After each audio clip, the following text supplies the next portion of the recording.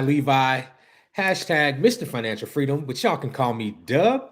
Just coming in here live. Just want to touch base with everybody. I'm live on all my channels, including freaking YouTube finally. Yeah, what's up? I'm happy to be here. Happy to touch base with everybody. And I wanted to talk about legacy.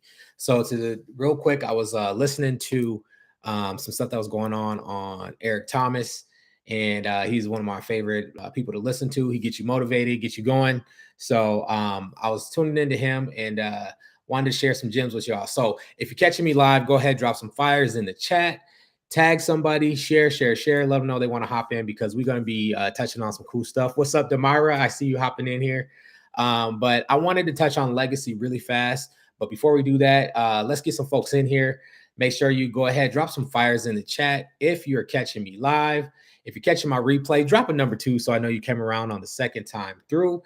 And if this is your first time on my channel, drop where you're from so I can give a special shout out, say hello to you.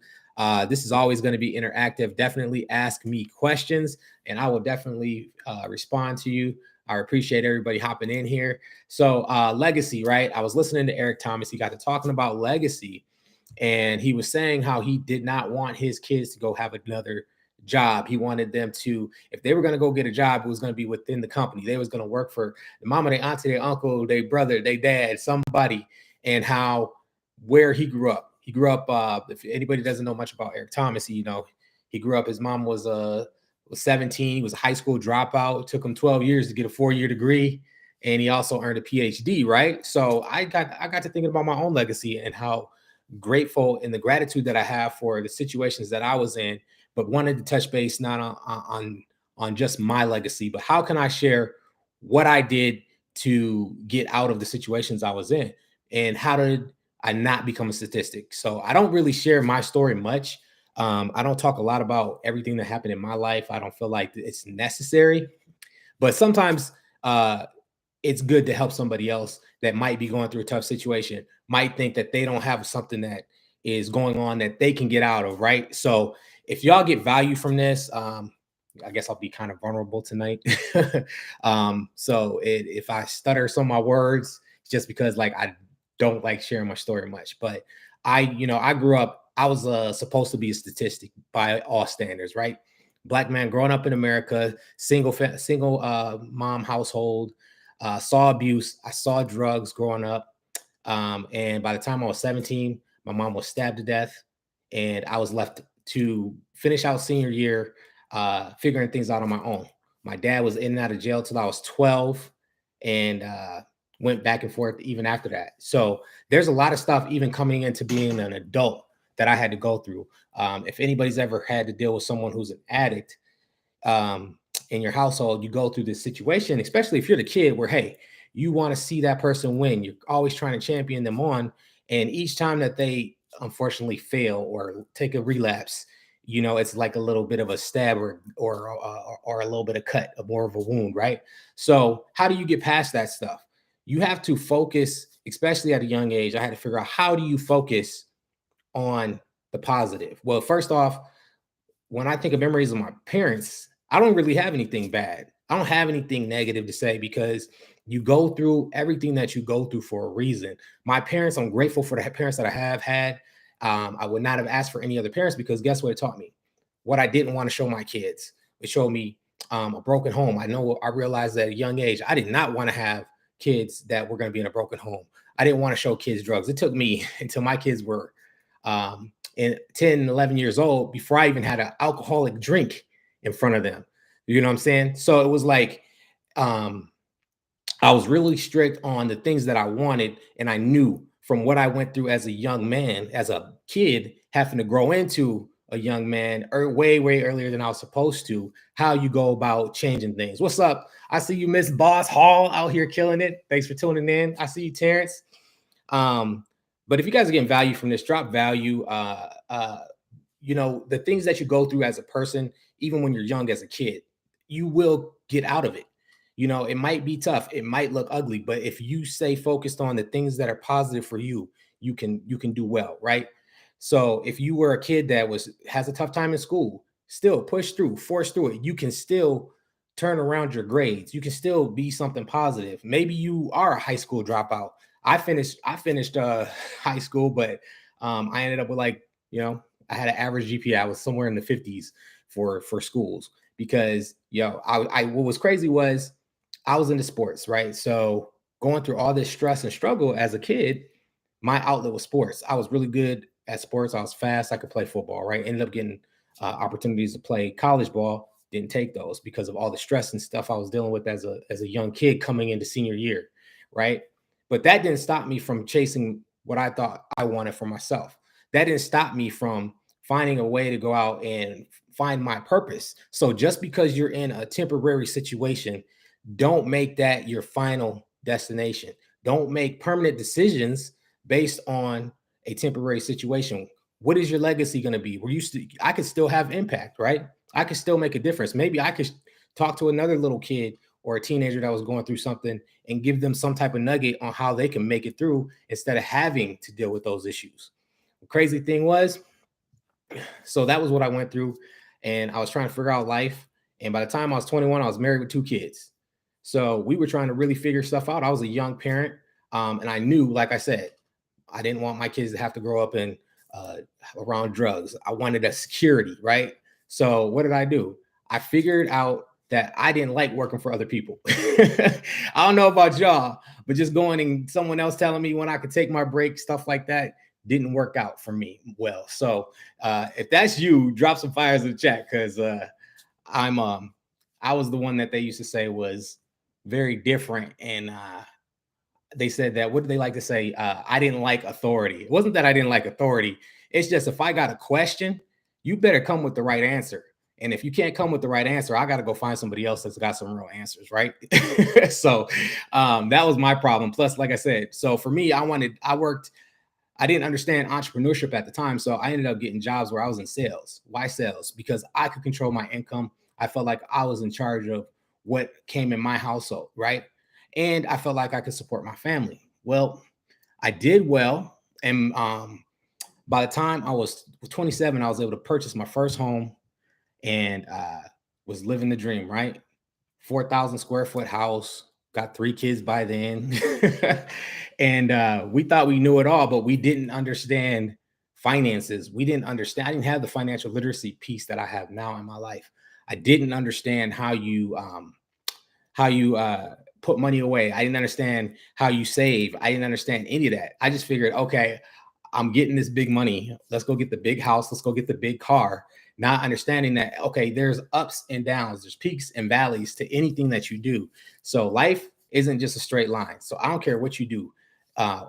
Whether it's financially, whether it's not financially, you will not see your life go flat like this unless you're taking no risks, unless you're just living a boring life, unless you're just playing safe your entire life. There's going to be some type of risk. There's going to be some type of ebb and flow that happens. If you're in a relationship, there's ebbs and flows. It's not all peaks. It's not all valleys. If it is, if it is all valleys, y'all might need to change up who y'all talking to. But so we ended up doing well. I overextended myself because I didn't understand how to properly set up myself for finances. And by the time I was 30, we was going through foreclosure. Got the car repossessed, got the house taken, was eating, going to the food shelf to get food. Why do I talk about this and what does it matter for legacy? Well, I could have stopped at any point, right? I could have stopped at when my mom passed away and said it was done for me and decided that I didn't want to do anything. I could have quit my marriage because we were too young and didn't understand how to handle kids in a marriage at such a young age, but we didn't. We kept going. We went to counseling. I even tried counseling because any marriage, I don't care how good or perfect things look, you all go through something. And we went to a marriage counselor and they told us they couldn't help us. Now, long story short, we ended up being good, right? So we're still together, right? But that was what we were told, right? We couldn't help us. So we had to decide, did we want to commit enough? Did we love each other enough to figure out our issues and continue forward, right? So many different things I could talk about with that. But legacy was still, I wanted something better. So we still kept pushing, right? I could have quit when we lost the foreclosure. I did, sort of. I quit on myself and went and got a regular job for 8 years. It took me, and for 2 years, I was in a position where the people hated me. They didn't like that I was the the black dude that got a job there, they thought I didn't deserve it. And so the person who was in charge of the promotions didn't want to give me one, right? So I switched companies, went to a different company. I don't know if you guys have ever dealt with something like that. Yeah, Leslie's on the channel talking about that was 15 years ago, so we handled it together. Yes, we did. So I switched companies, right? And this is what happens when you're in corporate America. These are the problems with our corporate world. So I went to a different company, right? And what was crazy was it took me 4 years to get my first promotion in that company. Now, mind you, I was working 60, 70, 80 hours a week sometimes. There were some days I did a 24-hour shift working for someone else, being paid very minimal money. And then at this time, we ended up having 4 kids while we were going through the foreclosure. So I had 4 kids, right? A lady at home, and just trying to survive and support my family. So I'm gone half the time. You don't see me. Bills are being paid, but barely getting all the bills, making everything paid, and trying to figure it out. Well, eventually I said, okay, well, I pushed through. And it took me 4 years to get my first promotion. And they said, okay, in order to get your promotion, you need to move out of state, which we ended up doing, even though I had teenagers and they didn't want to, right? Well, 3 months into that, they told me I didn't need to move. So they moved me across state for no reason, basically to tell me if I decided to go back to where I was because I went to a higher cost of living state, that they weren't going to give me a raise for 2 or 3 years. So that was just some crazy stuff that you go through when you work with other people because they don't care about you. But my focus, my mission was so intent on making sure I had security for my family. I showed them the right thing. And I thought going to work and working a job and being a hardworking parent was the way to go. I thought that doing all this, mind you, I don't have a degree. I never had a degree. So I was able to do all this. I made it to middle management in that company. I've had success where others seem to fail. And I'll tell you how you focus on your legacy is by your vision. And if you focus on your vision, you can push and do anything. If you want to be corporate America, you can play the game. I was never good at playing the game, which is why it took me probably a little bit longer to get promotions and stuff like that, because I was just the real dude. And I just was like, I'm going to force you to have to see how well I work, and either you're going to promote me or not. And because people saw my work ethic, I got promotions. Well, it wasn't, I was 6 years in, I had promotions, right? Making good money, but I didn't understand finances. And so because I still didn't even understand finances, guys, we were still broke. If we caught a flat tire, I literally had to figure out if I was going to pay the light bill or if I was going to be able to, fix the car. That we were still broke. And because our credit was jacked up from a foreclosure, we didn't understand credit. I had high interest rates on cars. We're talking, I was probably paying almost $1,000 just in car payments. But because we had more money coming in, and didn't understand finances still, even going through foreclosure, we tried to make sure that whatever came in paid all the bills. But there was nothing left over because of the way that finances work. You got 4 kids at home, you got rent goes up every single solitary month. So these were the issues I was dealing with. But I said I refused to not provide for my family and have a secure home, right? Because of all the stuff I went through as a kid. Finally, I found an opportunity in a business. And I said, even though if we invest in this, we got to figure out and make some stuff stretch.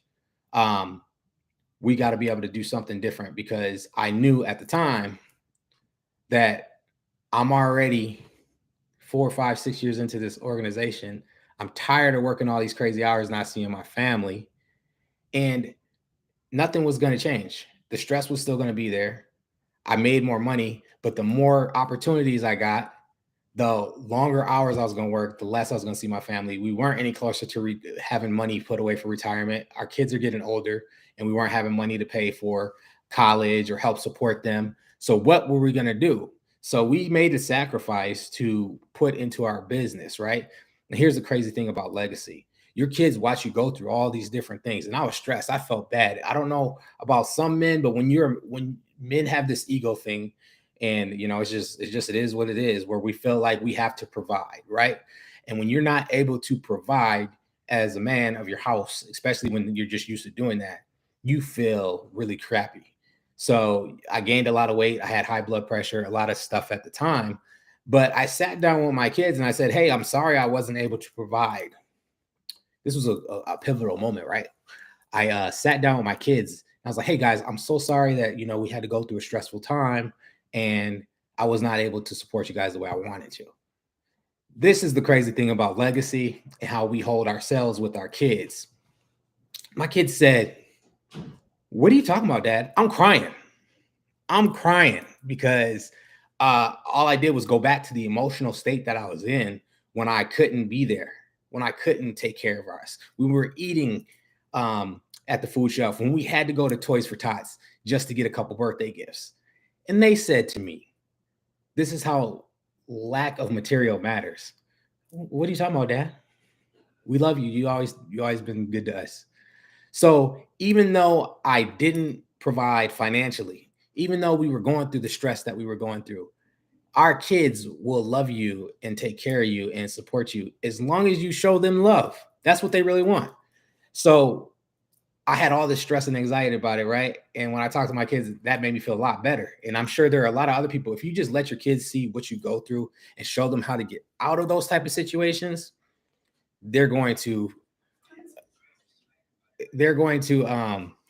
go ahead and learn from that. You can teach your kids how to go through stress and come out of it on the other end without any type of issues, without any type of problems, because you are vulnerable enough to show them that. Now, here's the problem. A lot of us, even as especially us men, we don't want to get that vulnerable, right, fellas?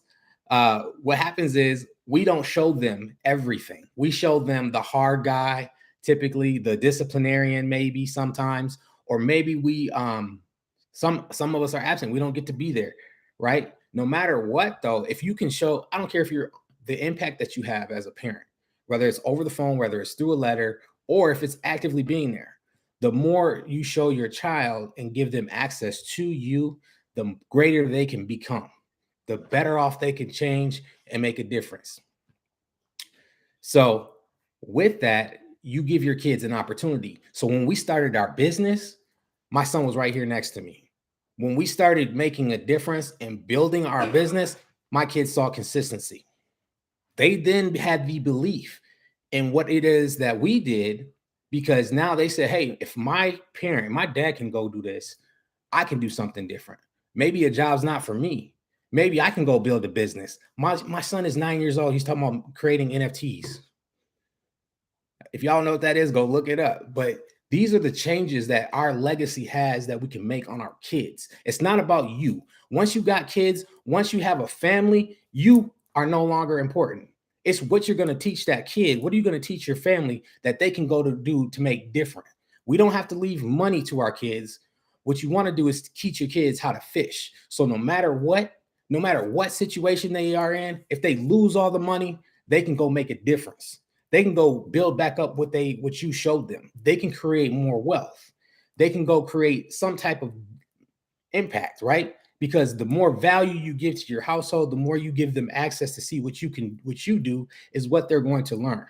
A lot of us go by this saying or says, "Don't do what I do what I tell you to do." But all I can tell you is the more you show your kids opportunity, they're going to do exactly what you show them. If you show them how to be mediocre, guess what legacy you're leaving behind? A mediocre legacy that your kids are going to follow in. If you go to work for a job every day that disrespects you, you hate, and you are stressed out about it, guess what happens to your kids? They're going to start working jobs that they hate. They're going to be less than, because you didn't elevate yourself higher to show them something better. These are the changes that we have within our own legacy that we need to make sure we're taking and putting and taking advantage for. If you feel like you can't afford something, look at your child and see how they're going to feel when they're your age and they're working for a job where they got to ask somebody if they can go take a bathroom break, if they can have a cigarette break, if they can go to your funeral, and they tell them no. How would you feel at that point? That's the legacy we have to change. That's the impact we can have. And with a clear vision, all of us can go create a legacy where not only are we changing lives of our kids, but we can change generations to come. And it starts here with us today. So what impact can you have? Are you fed up with your job? Are you tired of going and being stressed out because somebody's telling you what to do? Because you got to ask permission? Man, I stopped asking for permission when I was 10 years old. when I realized there's a couple times my mom would leave And I would have to be there with my little sister because my mom was out doing things that, like I said, she was an addict. So there were times she would go missing for a couple of days. I was 10 years old. I had to figure out how to change diapers, support a kid, make sure that I didn't tell grandma mom was gone, because otherwise I would have to go stay with my grandma.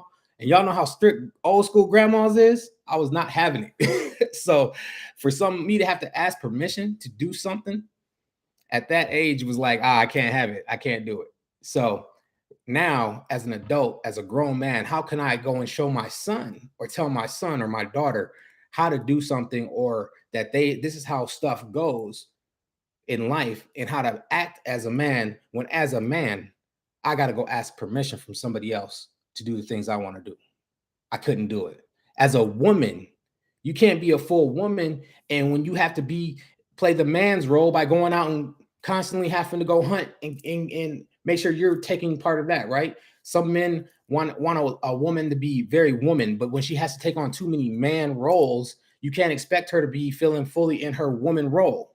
So we as people, we have to make sure we're doing everything right to support not only ourselves, our sisters, our queens, our mothers, our daughters, our significant other. They got to, if we want them to support us, we have to give them the security so they can do the same. I appreciate you, my guy to grab. What's up, bro?